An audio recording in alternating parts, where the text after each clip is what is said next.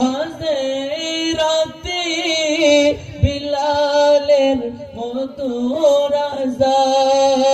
আযান যে আজানে ছিল এমন প্রেমে মুগ্ধ